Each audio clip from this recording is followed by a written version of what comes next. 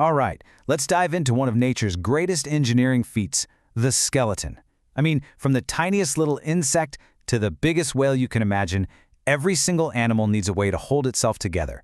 And the solutions that have evolved over millions of years, they're absolutely incredible. So let's kick things off with a simple question. You know, when you think about it, it really all comes down to this. A jellyfish is basically just water, so it needs a completely different kind of support system than a hard-shelled beetle. The answer, of course, is the skeleton. But as you're about to see, the word skeleton means a whole lot more than just a pile of bones.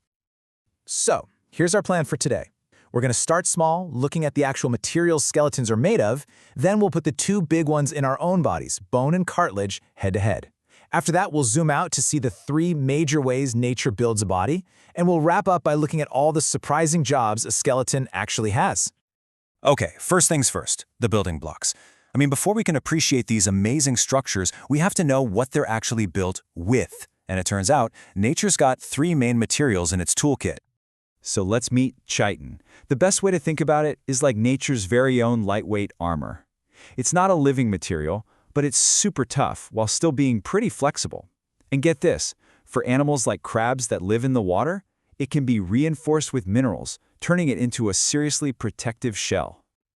Next up, we've got cartilage. This is the body's durable, flexible cushion. It's a living tissue, and it's amazing at absorbing shock. You're actually way more familiar with it than you might realize. It's the stuff that shapes your ears and the tip of your nose. It gives you structure, but it has this crucial give that bone just can't offer. And finally, the heavyweight champ of the group, bone. You can really think of bone as living, self-repairing, reinforced concrete. It's this incredible mix of living cells and flexible protein fibers, all packed into a super dense grid of minerals like calcium phosphate. It's those hard minerals that give bone its amazing rigid strength. So in our own bodies, we've got these two main players working together, bone and cartilage, but they are fundamentally different. So let's put them side by side and really see what makes each one so special. Now, what's really fascinating here are the trade-offs. You know, bone gives you that solid rigidity, and it's also a factory for blood cells. Cartilage, on the other hand, gives you flexibility. But check out that last row. Cartilage can be replaced by bone as an animal gets older, but you can't go the other way. This one-way street from flexible to rigid is a huge deal for how we develop. So, when you boil it all down, it's pretty simple, right? Bone is there to provide that uncompromising strength, that rigid frame we need. Cartilage gives us flexible resilience, perfect for cushioning our joints or giving shape to places where you definitely don't want rigidity. Their properties really dictate their jobs. And all this brings us to this really cool process called ossification. This is the amazing transformation where that flexible cartilage hardens into rigid bone. You know, when a vertebrate embryo is first developing, its skeleton is made almost entirely of cartilage. As it grows, minerals are laid down onto that soft framework, turning it into the hard, bony skeleton of an adult. Okay, so we've got our building blocks. Now let's see how they're actually put together. We're zooming out from the raw materials to the architectural blueprints. And in the animal kingdom, there are really three major designs for a skeleton. First up is the hydrostatic skeleton. This is the go-to solution for soft-bodied animals like earthworms or sea anemones. Just imagine a water balloon. If you squeeze it in different places, you can make it longer or shorter or bend it around. That's exactly how this works. Muscles squeeze against a fluid-filled cavity inside, which creates pressure and allows for both support and movement. Our second design is the exoskeleton. Literally a suit of armor on the outside. You see this in all the arthropods. We're talking insects, spiders, crabs, you name it.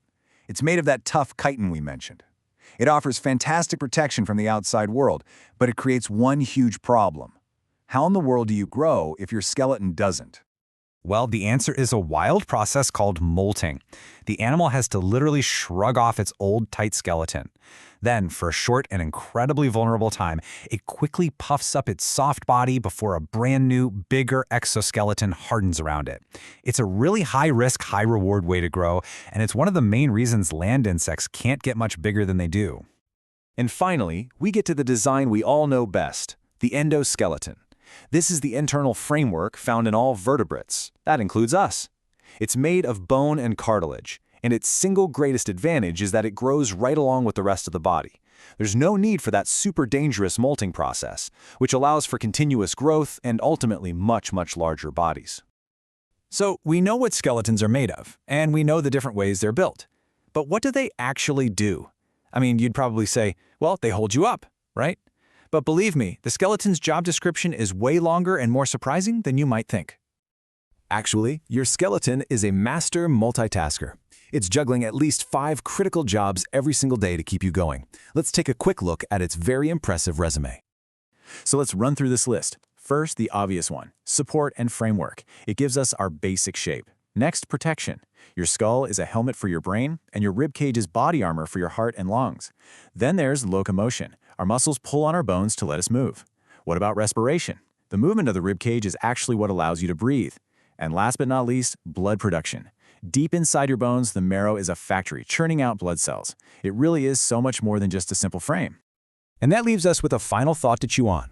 We've seen that bone is the super strong, rigid stuff, and cartilage is the flexible alternative. So, why do we, and every other vertebrate, start our lives with a soft, cartilaginous framework that only later hardens into bone? It's a fascinating puzzle about the trade-off between needing flexibility to grow and needing strength to live. Something to think about. Thanks for joining me.